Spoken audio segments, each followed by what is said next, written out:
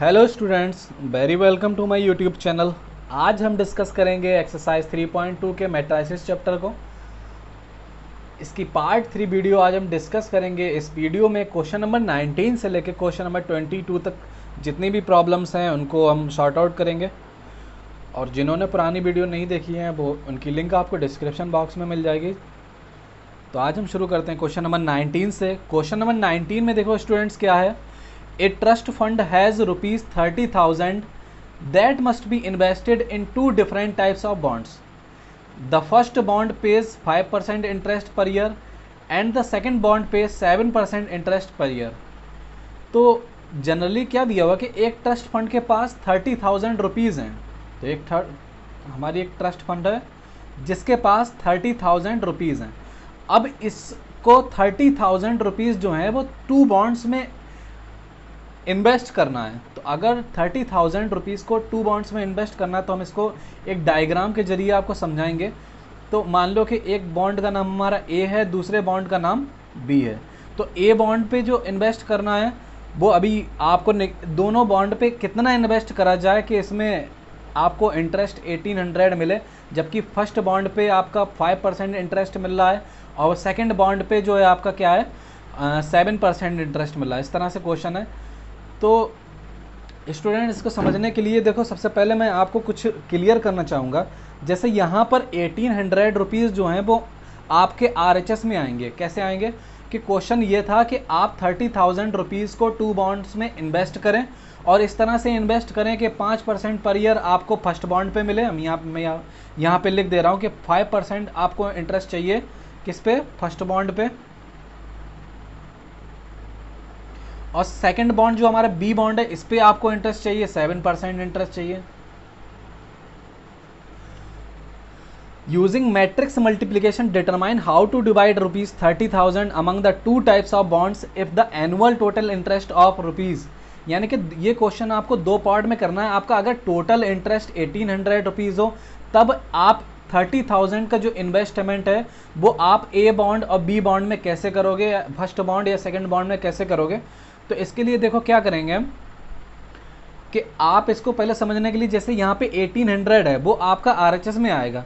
अगर यही क्वेश्चन आपने अगर 8th क्लास में आपके सामने आया होगा तो 8th क्लास में अगर ये क्वेश्चन आपके आया होता तो आप क्या करते कि इसमें आप फार्मूला लगाते सिंपल इंटरेस्ट लगाने के लिए। मान लो कि जैसे कि आप इसमें जो इन्वेस्ट करोगे 30,000 हमें टू बॉन्ड्स में इन्वेस्ट करना है, तो जाहिर सी बात है आप इसे मान लेते कि आप फर्स्ट बॉन्ड में x रुपीज़ लगा देते हैं और सेकंड बॉन्ड में क्या करते हैं आप, क्योंकि हमारे पास टोटल रुपीज़ 30,000 रुपीज़ हैं। तो अगर आपने एक जगह x रुपीज़ लगा दिए तो दूसरी जगह जो हमारे बचते हैं वो हमारे बचते हैं 30,000 माइनस x। इतने रुपीज़ जो हैं वो क्या करोगे आप सेकंड बॉन्ड में इन्वेस्ट कर दोगे। उसके बाद क्या होगा कि जैसे कि आप इसमें यहाँ पे पर ईयर दिया हुआ, पर ईयर का मतलब क्या, आपका इसमें 1 ईयर की बात हो रही है। यहाँ पे ईयर का ज़्यादा यूज़ नहीं करा जाएगा। वो क्यों नहीं करा जाएगा, जिससे कि आप अगर इसको जनरली सिंपल तरीके से करते तो आप कैसे करते कि सिंपल इंटरेस्ट निकालने के लिए जो आपका फार्मूला होता है, फार्मूला क्या होता है, P into R into T upon 100। बात करी जाए यहाँ पे फर्स्ट इंटरेस्ट की, तो हमने उसको रिप्रेजेंट कर दे रहा है SI1 से। तो SI1 जो है वो हमारा क्या हो जाएगा, x रुपीज़ हो जाएगा, क्योंकि आपने प्रिंसिपल हमारा यहाँ पे x रुपीज़ हो गया। और रेट की बात करी जाए, रेट इसमें जो है आपका 5% है। तो 5% की जगह पे R की जगह पे आप 5 रख दोगे। टाइम जो है हमारा क्या है वो 1 ईयर है, तो टाइम की जगह पे 1 आ जाएगा और अपॉन में 100 आ जाएगा। देखा जाए तो 5/100 को क्या लिखा जा सकता है, जो 5/100 हो जाएगा वो 5% को आप लिख सकते हो 0.05। यानी कि अगर किसी प्रिंसिपल की मल्टीप्लाई 0.05 जो इंटरेस्ट था आपका उसकी मल्टीप्लाई 0.05 से कर दोगे तो आपका क्या होगा, SI1 निकल आएगा, यानी कि सिंपल इंटरेस्ट 1 निकल आएगा। बात करी जाए यहाँ पे 1 तो अपने आप ही गायब हो जाएगा क्योंकि 1 की यहाँ पे कोई यूज़ नहीं है। ऐसी बात करी जाए SI2 की, तो SI2 हमारा सिंपल इंटरेस्ट 2 यानी कि सेकेंड बॉन्ड पे मिलने वाला हमारा इंटरेस्ट जो होगा। तो सेकंड बॉन्ड पे मिलने वाला जो इंटरेस्ट है वो कितना होगा हमारा, एक तो प्रिंसिपल है इसमें 30,000 minus x multiply by rate हम जो देखो R/100 क्या था 5/100, 5/100 को हमने लिख दिया था 0.05, यानी कि इसका जो प्रिंसिपल है वो 30,000 माइनस एक्स की मल्टीप्लाई, अगर क्योंकि इसमें 7% इंटरेस्ट मिल रहा था तो 0.07 से कर दी जाए तो हमारा क्या हो जाएगा, SI2 निकल जाएगा। आपको जो टोटल इंटरेस्ट चाहिए वो कितना चाहिए, 1800, यानी कि बात करी जाए अकॉर्डिंग टू क्वेश्चन जो होगा वो SI1 प्लस SI2 जो होगा वो हमारा कितना हो जाएगा 1800। अगर ये कैसे करते, अगर ये आपको जो 8th क्लास में जो आपने तरीके पढ़े हैं इंटरेस्ट वाले, वैसे करने के लिए आप ये तरीका अपना सकते थे, लेकिन यहाँ पे क्या करना है हमें, ये वाला क्वेश्चन जो है मैट्रिक्स वाले तरीके से करना है। तो मैट्रिक्स वाले तरीके में से कैसे करेंगे, देखो जैसे यहाँ पे हमें सिंपल इंटरेस्ट बन निकालना था और हमारी जो कंडीशन बन के आई, कंडीशन क्या बन के आई कि SI1 प्लस SI2, ये देखो कैसे बनेगी, x की मल्टीप्लाई 0.05 से करो, 30,000 माइनस एक्स की मल्टीप्लाई 0.07 से करो। तो आपको पता है कि मैट्रिक्स में मल्टीप्लाई जो होती है वो करस्पॉन्डिंग टर्म से होती है। तो करस्पॉन्डिंग टर्म बनाने के लिए यहाँ पे एक लॉजिक यूज़ करा जाएगा जो मैंने बताया आपको, कि जैसे यहाँ पे देखो क्या है, ये आपकी एडिशन करने के बाद ये 1/1 मैट्रिक्स कहलाएगी, और ये भी एक तरह से एक एलिमेंट है, यहाँ पे 1 एलिमेंट होने की वजह से ये भी 1/1 कहलाएगा।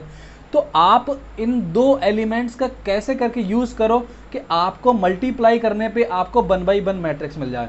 तो इसके लिए देखो क्या होगा कि आपको मैंने एक जो ट्रिक बताई थी, वो ट्रिक क्या बताई थी कि अगर आप किसी 2/1 मैट्रिक्स की मल्टीप्लाई 1/2 मैट्रिक्स से करोगे तो आपको जो नेक्स्ट मैट्रिक्स मिलेगी उसका ऑर्डर जो होगा वो क्या होगा, फर्स्ट और लास्ट से पता लगता है 2/2, तो यहाँ पे 2/2 आ जाता है। लेकिन हमें जो मैट्रिक्स वो बनानी है वो 1/1 बनानी है, और हमारे पास दो इन्फॉर्मेशन है कि एक तो प्रिंसिपल मौजूद है और इंटरेस्ट मौजूद है। तो इसके लिए देखो क्या x की मल्टीप्लाई 5 से हो, 30,000 माइनस एक्स की मल्टीप्लाई 7 से हो, तो इसके लिए क्या करा जाएगा, इनको मैट्रिक्स में रिप्रेजेंट किया जाएगा। बात करी जाए इन्वेस्टमेंट की, तो आप यहाँ पे लिखोगे लेट, उससे पहले कि जैसे हमें यहाँ पे 1/1 मैट्रिक्स बनाना, तो आपके पास दो चीज़ें मौजूद हैं, जैसे कि आप 3/2 मैट्रिक्स की मल्टीप्लाई अगर करोगे 2/4 मैट्रिक्स से, तो हमारे पास जो ऑर्डर बनेगा उसका ऑर्डर क्या होगा, 3 और 4, 3/4। लेकिन हमें यहाँ पे क्या बनाना, 1/1 मैट्रिक्स बनाना।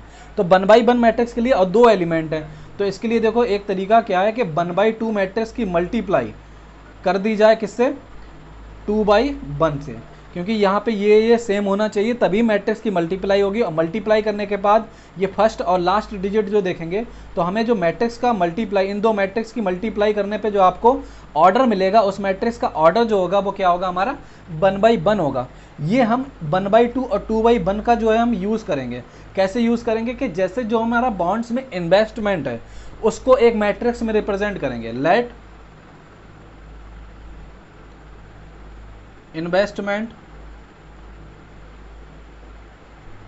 is represented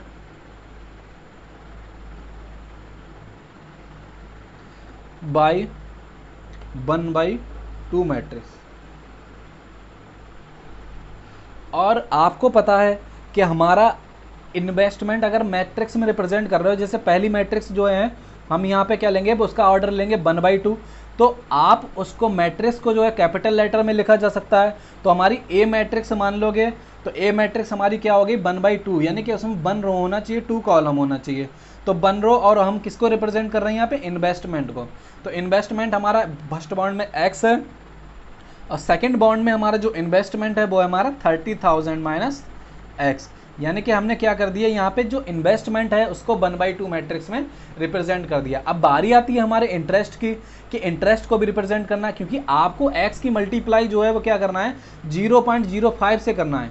इसी 5% का मतलब क्या होता है, 5/100, और 5/100 को क्या लिखा जा सकता है, 0.05। इसी तरह से ये 7% को लिखा जा सकता है 0.07। आगे देखिए क्या करेंगे हम, ये जो हमारा इंटरेस्ट मिल रहा है कि अगर इस प्रिंसिपल की मल्टीप्लाई इस इंटरेस्ट से कर लिया जाए तो हमारा क्या होगा, सिंपल इंटरेस्ट निकल जाए। इस x की मल्टीप्लाई इससे करना है, तो इसे करने के लिए हमारा जो इंटरेस्ट है, इंटरेस्ट को हम पहले क्या करेंगे, रिप्रेजेंट कर देंगे। आप 1/2 मैट्रिक्स की मल्टीप्लाई 2/1 मैट्रिक्स से करोगे तो आपको 1/1 मैट्रिक्स मिलेगी। इसके लिए क्या करेंगे, हम इंटरेस्ट को हम 2/1 मैट्रिक्स से रिप्रेजेंट कर देंगे। तो यहाँ पे लिख रहे हैं हम लेट इंटरेस्ट is represented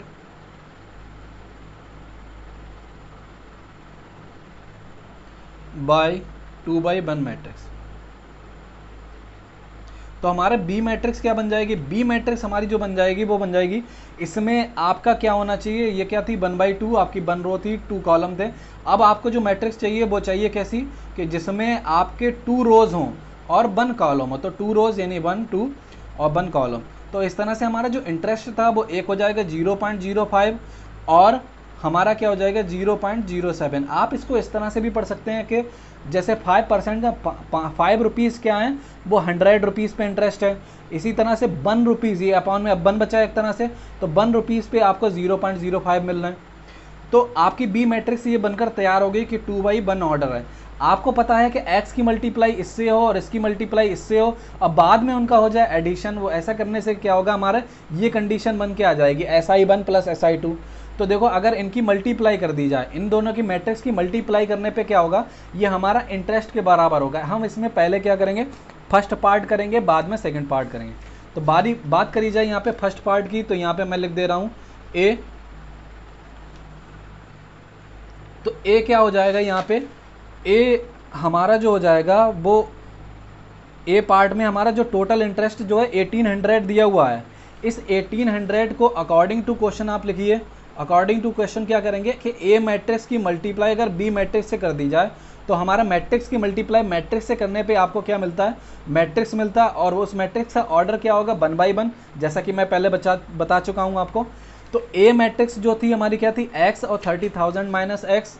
तो यहाँ पे ए की जगह पे लिख दोगे एक्स और 30,000 माइनस एक्स। ऐसे ही बी मैट्रिक्स जो है, बी मैट्रिक्स हमारी क्या है, वो है आपकी 0.05 और 0.07, 0.05 और 0.07। और ये हमारा इक्वल किसके है, 1800 के। तो आपको क्या करना है कि इसमें क्वेश्चन में पूछा गया था कि दोनों बॉन्ड में कितना इन्वेस्ट करोगे, यानी कि आपको जो इसमें वैल्यू निकालना है एक्स की निकालना है। तो इसके लिए हम इसको सिंप्लीफाई करेंगे। सिंप्लीफाई करने पे क्या होगा कि इसकी मल्टीप्लाई इस कॉलम से होगी, इस रो की मल्टीप्लाई जो होती है वो करस्पॉन्डिंग टर्म में होती है, आपको पता है। तो x की मल्टीप्लाई 0.05 से होगी, तो 0.05 x आ जाएगा।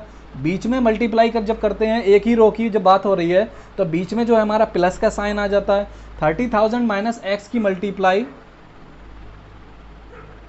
0.07 से करी जाएगी, तो ये इसके सफिक्स में आ जाएगा।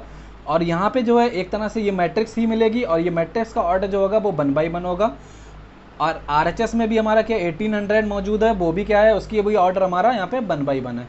अब चाहे तो इसमें मैट्रिक्स को आप छोड़ सकते हो, क्योंकि यहाँ पे क्या है कि 1/1 ऑर्डर दोनों का बन गया।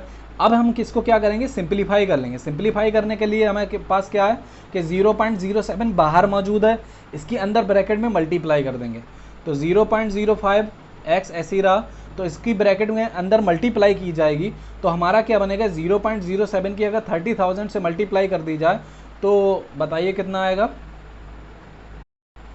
तो हमारा करीब आता है इसमें 2100, और 0.07 की मल्टीप्लाई x से अगर करी जाए तो हमारा बनता है यहाँ पे 0.07 x इक्वल टू में हमारा क्या है 1800। यहाँ पे हमने क्या किया, मैट्रिक्स को लीव कर दिया गया।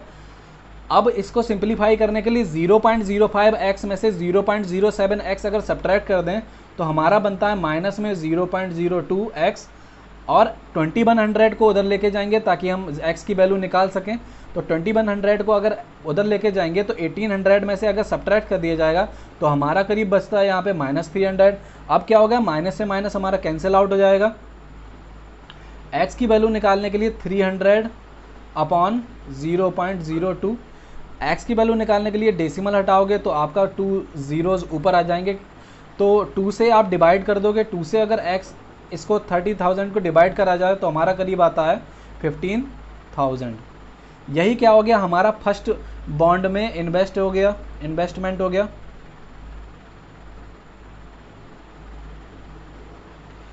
क्योंकि फर्स्ट बॉन्ड में इन्वेस्टमेंट जो हमने माना था वो x रुपीज़ माना था, और सेकंड बॉन्ड में जो हमारा इन्वेस्टमेंट है वो 30,000 माइनस x है, यानी कि 30,000।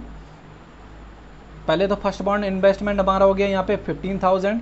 इसी तरह से अगर बात करी जाए सेकंड बॉन्ड के इन्वेस्टमेंट की तो हमारा क्या हो जाएगा 30,000 टोटल इन्वेस्टमेंट में से फर्स्ट बॉन्ड का इन्वेस्टमेंट अगर हम सब्ट्रैक्ट कर देंगे तो हमारा फिर भी बचेगा 15,000। यानी कि दोनों हमारे बॉन्ड्स में क्या करा जाएगा, 15,000 और 15,000 का इन्वेस्टमेंट किया जाएगा। तो यहाँ पे ये सिचुएशन बनाने के लिए ये मल्टीप्लाई की गई है, और आई होप ये वीडियो आपको समझ में आई होगी। इसको जो है इसका बी पार्ट आप खुद से करिएगा, और वहाँ पे आपको क्या करना है, ये सब यही रहेगा, बस चेंजिंग क्या रहेगा कि इसके बी पार्ट में जो था आपको टोटल इंटरेस्ट जो है 2000 लेना है। तो टोटल इंटरेस्ट यहाँ पे RHS में आता है, तो आप 1800 की जगह पे 2000 लोगे, फिर से आप x की वैल्यू निकालोगे तो x की वैल्यू कुछ निकल के आएगी। बढ़ते हैं नेक्स्ट वीडियो की तरफ, नेक्स्ट क्वेश्चन की तरफ। नेक्स्ट क्वेश्चन भी कुछ इस तरह का है, जैसे यहाँ पे क्या दिया हुआ है कि the book shop of a particular school has 10 dozen chemistry books, 8 dozen physics books, 10 dozen economics books. Their selling prices are 80 rupees, 80 rupees, 60 and rupees 40 each respectively. Find the total amount the book shop will receive from selling all the books using matrix algebra. तो students क्या होता है यहाँ पे, जैसे यहाँ पे 10 dozen, अभी हम डजन की बाद में बात करें कि जैसे कि मान लो कि 10 केमिस्ट्री की बुक्स हैं, 8 फिजिक्स की बुक्स हैं, 10 आपकी इकोनॉमिक्स की बुक्स हैं, तो और उनके सेलिंग प्राइस दिए हुए हैं, तो टोटल अमाउंट कितना आपको मिलेगा। तो आप क्या करोगे कि 10 की मल्टीप्लाई 60 से करोगे, और 8 की मल्टीप्लाई 10 की मल्टीप्लाई 80 से करोगे, 8 की मल्टीप्लाई 60 से करोगे, फिर 10 की मल्टीप्लाई 40 से करो, और इन सब का एडिशन कर दोगे किया, तो क्या हो जाएगा हमारा इसमें जो टोटल बुक्स का अमाउंट है वो निकल के आ जाएगा। लेकिन आपको यहाँ पे जैसे क्या है डजन में दी हुए हैं, साथ में क्या है इसको मैट्रिक्स अलजेब्रा से करना है। तो मैट्रिक्स अलजेब्रा से करने के लिए देखो स्टूडेंट्स क्या होगा कि आपको पता है कि मैट्रिक्स में जो मल्टीप्लाई होती है वो करस्पॉन्डिंग टर्म्स में होती है। देखो यहाँ पे मैट्रिक्स की अगर मल्टीप्लाई हमने की थी तो मैट्रिक्स की मल्टीप्लाई क्या हुआ था कि x की मल्टीप्लाई इससे और इसकी मल्टीप्लाई इससे, यानी करस्पॉन्डिंग टर्म्स में हुई थी। और तो क्या हुआ था, आपका क्या हो गया था, बीच में प्लस का साइन आ गया था, और यहाँ पे भी आपको प्लस का साइन चाहिए, और साथ में क्या 3 चीज़ें दी हुई हैं। तो यहाँ पे जो मैट्रिक्स मानोगे आप, जो बुक्स हैं उसकी मैट्रिक्स मानोगे, और दूसरा आपका जो कॉस्ट है उसकी भी मैट्रिक्स माना, और दोनों की आप मल्टीप्लाई करोगे मैट्रिक्स की, और बीच में जो है एडिशन का साइन आ जाता है मैट्रिक्स के मल्टीप्लाई में। उससे क्या होगा, हमारा क्वेश्चन सॉल्व हो जाएगा। तो बढ़ते हैं, जैसे यहाँ पे क्या है कि सबसे पहले आप क्या मान के चलोगे, let books are represented in. अब यहाँ पे जो पहली लॉजिक है यहाँ पे कि पहला लॉजिक ये है कि जो बुक्स को रिप्रेजेंट करें हैं हम, वो किस ऑर्डर में मैट्रिक्स को रिप्रेजेंट करेंगे। तो इसके लिए देखो मैं आपको फिर से बताता हूँ कि जैसे यहाँ पे जो है पिछली बार क्या था कि आपकी 2 थिंग्स थी, तो आपने जो मैट्रिक्स का ऑर्डर लिया था वो 1/2, और क्योंकि आपको एक अमाउंट चाहिए, अमाउंट क्या होगा 1 होगा, तो 1/1 मैट्रिक्स बनाने के लिए, जैसे पिछली बार क्या था 1/1 मैट्रिक्स बनाने के लिए हमने 1/2 मैट्रिक्स की मल्टीप्लाई करी थी 2/1 से, तब जाके हमारा क्या हुआ था 1/1 मैट्रिक्स ऑर्डर मिली थी। लेकिन यहाँ पे क्या है, हमारे 3 थिंग्स हैं, 3 थिंग्स होने के वजह से यहाँ पे हम क्या करेंगे, मैट्रिक्स का ऑर्डर 1/3 लेंगे और उसकी मल्टीप्लाई करेंगे 3/1 मैट्रिक्स है, तो हमें जो मैट्रिक्स का ऑर्डर मिलेगा तब भी हमें 1/1 मैट्रिक्स ऑर्डर मिलेगा। आप यहाँ पे एक गलती मत ये कर देना कि आप 3/1 मैट्रिक्स की मल्टीप्लाई जो है 1/3 मैट्रिक्स से कर देंगे। तो यहाँ पे ये मिस्टेक हो सकती है कि अगर आपने 3/1 मैट्रिक्स की मल्टीप्लाई 1/3 मैट्रिक्स से कर दी तो आपको जो मैट्रिक्स का ऑर्डर मिलेगा वो 3/3 मिलेगा। आपको यहाँ पे मैट्रिक्स नहीं बनानी है, आपको यहाँ पे अमाउंट फाइंड आउट करना है। अमाउंट के लिए क्या करा जाएगा, यहाँ पे हम मैट्रिक्स का ऑर्डर जो है, पहली मैट्रिक्स का ऑर्डर 1/3 लेंगे और अनदर मैट्रिक्स का ऑर्डर जो है 3/1 लेंगे। ऐसा करने से हमारा प्रॉब्लम सॉल्व हो जाएगी। Let books are represented in 1/3 matrix. तो अगर बुक्स ना लिख कर के लिखें नंबर ऑफ बुक्स, कि let number of books are represented in 1/3 matrix. अब यहाँ पे डजन दिया हुआ था, डजन में क्या होता है स्टूडेंट्स, 12 होता है, 12 आइटम्स होते हैं। तो बात करी जाए उसको हम रिप्रेजेंट कर दे रहे हैं ए मैट्रिक्स से, और आपको पहली मैट्रिक्स जो रिप्रेजेंट करना है वो 1/3 ऑर्डर में करना है। तो जैसे कि बात करी जाए यहाँ पे कि आपके पास केमिस्ट्री बुक्स थी वो 10 डजन थी, और 10 डजन जो हमारा इक्वल होता है वो 120 के होता है। और अनदर आइटम्स जो है आपके पास यहाँ पे क्या 8 डजन फिजिक्स बुक्स हैं, और 8 डजन का मतलब 8 मल्टीप्लाई बाई 12, और 12 8 जो होता है वो 96 होता है। बात करी जाए 10 डजन इकोनॉमिक्स बुक्स की, तो 10 डजन इकोनॉमिक्स बुक्स भी हमारी कितनी हो जाएंगे 120। अब यहाँ पे हमने क्या कर दिया, यहाँ पे हमने बुक्स को जो है 1/3 मैट्रिक्स के ऑर्डर में रिप्रेजेंट कर दिया। अब हमें जो है यहाँ पे अगला क्या स्टेप है इसका होगा कि यहाँ पे जो कॉस्ट है बुक्स की, जो कॉस्ट ऑफ द बुक्स है उसको रिप्रेजेंट करना है ऑर्डर मैट्रिक्स में। तो let cost of books are represented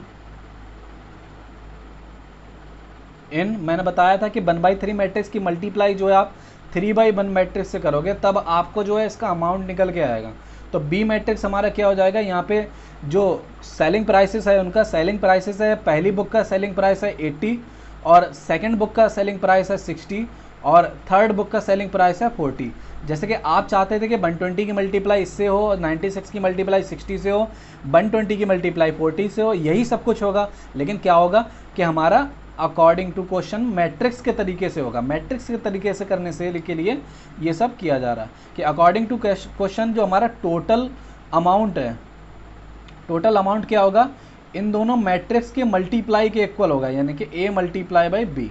तो ए मल्टीप्लाई बाई बी अगर किया जाए तो क्या होगा कि हमारी ए मैट्रिक्स जो है वो क्या है, ए मैट्रिक्स है हमारी 120, 96, 120। अनदर मैट्रिक्स जो है वो क्या हमारी 80, 60, 40। मल्टीप्लाई की जाए तो फर्स्ट रो की मल्टीप्लाई फर्स्ट कॉलम से करोगे तो यहाँ पे बनी रो और बनी कॉलम होने की वजह से जो हमें ऑर्डर मिलेगा वो 1/1 मिलेगा। 120 की मल्टीप्लाई 80 से होगी, 120 मल्टीप्लाई बाई 80, 120 मल्टीप्लाई बाई 80, बीच में आ जाएगा प्लस का साइन, 96 मल्टीप्लाई बाई 60, फिर प्लस का साइन आएगा 120 मल्टीप्लाई बाई 40। तो 120 की मल्टीप्लाई अगर 80 से करोगे तो हमें मिलता है 9600 और 96 मल्टीप्लाई बाई 60 करो तो 6 6 जा होता है 36, 6 9 जा 54 और 57, 5760 आ गया। और 120 की मल्टीप्लाई 40 से करी जाए तो हमें मिलता है करीब 4800।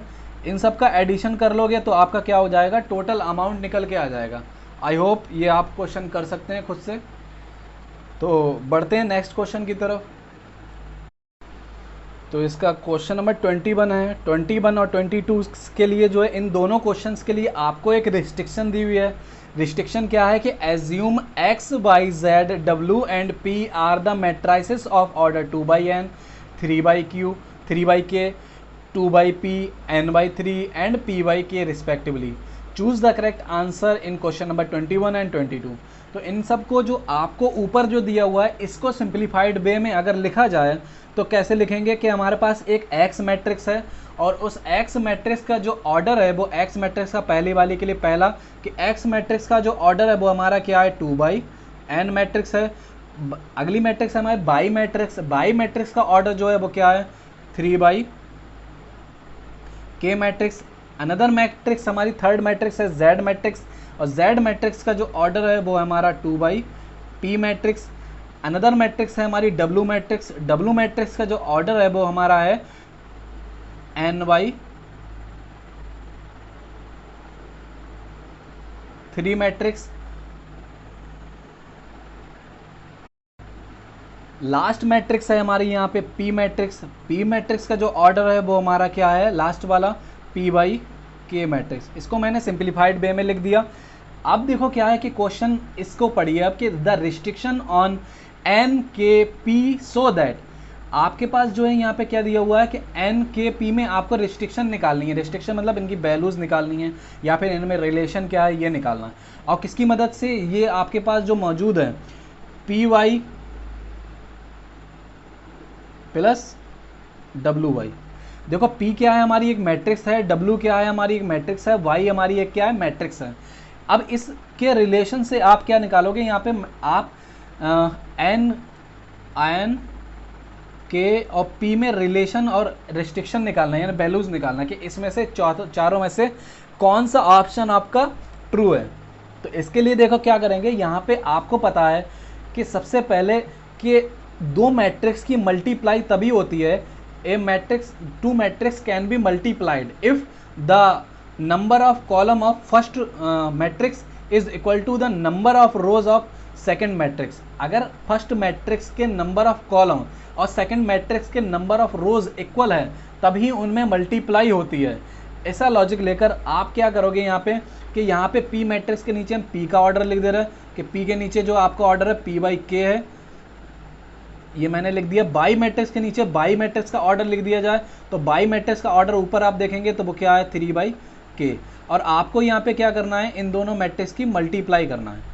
अब W के लिए नीचे जो है हम W का मैट्रिक्स का ऑर्डर लिख दें। W का ऑर्डर जो है हमारा क्या है, वो n/3 ऑर्डर है, और इसकी मल्टीप्लाई जो करनी, W की मल्टीप्लाई बाई से हो रही है। बाई मैट्रिक्स का ऑर्डर जो है वो हमारा है 3/k, यहाँ पे मल्टीप्लाई का निशान।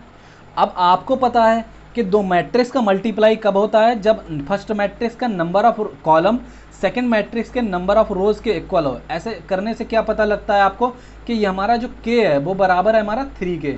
यहाँ पे आप लिख दोगे k इक्वल टू हमारा हो गया 3, ये आपका कंक्लूजन निकल के आया। अब देखो यहाँ पे तो यहाँ पे number of column number of रोज तो बराबर है। अब क्या होगा कि यहाँ पे जब आप p मैट्रिक्स की बाई मैट्रिक्स से मल्टीप्लाई कर रहे हो तो एक हमारी न्यू मैट्रिक्स तैयार होगी। तो न्यू मैट्रिक्स अगर जो तैयार होगी, हम उसका नाम यहाँ पे ए मैट्रिक्स दे दे रहे हैं। मान लीजिए कि हमारी जो न्यू मैट्रिक्स तैयार हो रही है उस न्यू मैट्रिक्स का नाम क्या है, ए मैट्रिक्स है। और डब्ल्यू मैट्रिक्स की बाई मैट्रिक्स से मल्टीप्लाई कर रहे हो तो हमारी जो मैट्रिक्स तैयार होगी उस मैट्रिक्स का नाम जो है वो हमारे बी मैट्रिक्स। तो इस ए मैट्रिक्स का आपका ऑर्डर क्या होगा, तो बात करी जाए ऑर्डर के लिए, हमने आपको लॉजिक बताया था कि पी और इसका फर्स्ट और इसका लास्ट वाला जो होता है वो न्यू मैट्रिक्स का ऑर्डर होता है। तो हमारी ए मैट्रिक्स के ऑर्डर की बात करी जाए तो ए मैट्रिक्स का ऑर्डर जो होगा वो हमारा क्या होगा, p/k। प्लस में बी मैट्रिक्स के ऑर्डर की बात करी जाए तो बी मैट्रिक्स हमारा क्या होगा यहाँ पे, तो बी मैट्रिक्स है जो W/k से मल्टीप्लाई करने पे आपको बी मैट्रिक्स बन रही है, तो इसका मल्टीप्लाई करने पे जो आपको ऑर्डर मिलेगा वो क्या मिलेगा, n/k। फर्स्ट और लास्ट डिजिट ये इसकी शॉर्ट ट्रिक होती है। अब आप यहाँ पे देखो कि k की वैल्यू हमारी यहाँ पे निकल के आ गई थी। जब k की वैल्यू निकल के आ गई थी तो आप यहाँ पे पुट कर दीजिए, तो यानी कि a मैट्रिक्स का जो ऑर्डर होगा वो हमारा होगा p/3, और k की जगह पे भी आप क्या लिख दोगे, n/3। अब यहाँ पे देखो ये एक तरह से क्या, ये a मैट्रिक्स है, ये हमारी b मैट्रिक्स है। तो a मैट्रिक्स और b मैट्रिक्स का एडिशन कब होगा, a मैट्रिक्स और b मैट्रिक्स का एडिशन तभी होगा जब इनका ऑर्डर सेम होगा। ऑर्डर सेम का मतलब क्या है, ऑर्डर सेम का मतलब है कि ये p जो है वो हमारा n के इक्वल होना चाहिए, p/3 या फिर n/3। एक ही बात का मतलब क्या, p हमारा n के इक्वल होना चाहिए, तभी हमारा क्या होगा, इन दोनों मैट्रिक्स का एडिशन हो पाएगा। यही हमारी रिस्ट्रिक्शन निकल के आ जाती है कि p की value p equal to n है, साथ में k इक्वल टू 3 है। ऐसा जो है हमें किस ऑप्शन में मिलता है, फर्स्ट ऑप्शन में, इसलिए हमारा फर्स्ट ऑप्शन इसमें करेक्ट हो जाएगा। बढ़ते हैं इस एक्सरसाइज के लास्ट क्वेश्चन की तरफ। लास्ट क्वेश्चन क्या है, यहाँ पे अगर दिया हुआ कि n इक्वल टू p है, if n equal to p then the order of the matrix 7x minus 5z, 7x minus 5z। जैसे कि यहाँ पे क्या दिया हुआ है कि यहाँ पे आपकी मैट्रिक्स की मल्टीप्लाई कांस्टेंट टर्म से हो रही है। पीछे क्या हो रहा था कि मैट्रिक्स की मल्टीप्लाई मैट्रिक्स से हो रही थी, तो आपको पता है कि मैट्रिक्स की मल्टीप्लाई अगर कांस्टेंट टर्म से करी जाए तो उस मैट्रिक्स पे कोई फर्क नहीं पड़ता। यानी कि यहाँ पे जो 7 और 5 मौजूद हैं ये आपके यूजलेस हैं, इनका आपके पास यहाँ पे कोई यूज़ नहीं होना है, क्योंकि आपसे जो पूछा गया है कि 7x में से 5z मैट्रिक्स अगर सब्ट्रैक्ट कर दो तो हमारी जो एक मैट्रिक्स बनेगी उस मैट्रिक्स का ऑर्डर क्या होगा। हमने मान लिया कि 7x में से 5z सब्ट्रैक्ट करने पे a मैट्रिक्स बन रही है, तो उसका ऑर्डर की बात करना है। आपसे इसका ऑर्डर पूछा गया है, तो ऑर्डर के लिए देखो यहाँ पे क्या है, हम x के नीचे x का ऑर्डर लिख दे रहे हैं। तो x मैट्रिक्स का आपका ऑर्डर था वो था 2/n, माइनस में 5 का यहाँ पे कोई यूज़ नहीं है, जैसे कि मैंने बताया आपको। z मैट्रिक्स का ऑर्डर हो गया हमारा यहाँ पे 2/p। अब आप खुद बताइए कि दो मैट्रिक्स का सब्ट्रैक्शन कैसे हो सकता है, तो दो मैट्रिक्स का सब्ट्रैक्शन कैसे हो सकता है जब n इक्वल टू p हो और आपको ऊपर मौजूद दिया हुआ है। तो आपकी जो आप सब्ट्रैक्ट करने के बाद जो है आप जो एक मैट्रिक्स बनाओगे, हमने उसका नाम a मैट्रिक्स दिया, इस मैट्रिक्स का ऑर्डर क्या होगा, क्योंकि n इक्वल टू p है तो या तो मैट्रिक्स का ऑर्डर 2/n होगा या फिर 2/p होगा। तो यहाँ पे आपको इन चारों में से इन चारों ऑप्शन में आपको कहीं पे 2/n या फिर 2/p दिखता है। तो वही आपका आंसर हो जाएगा। जैसे कि यहाँ पे देखो p/2 दिया तो ये इनकरेक्ट हो जाएगा, क्योंकि हमारा आंसर जो है 2/p होना चाहिए और 2/n जो है यहाँ पे मौजूद है, इसलिए यही हमारा क्या हो जाएगा, correct answer. Thanks for watching.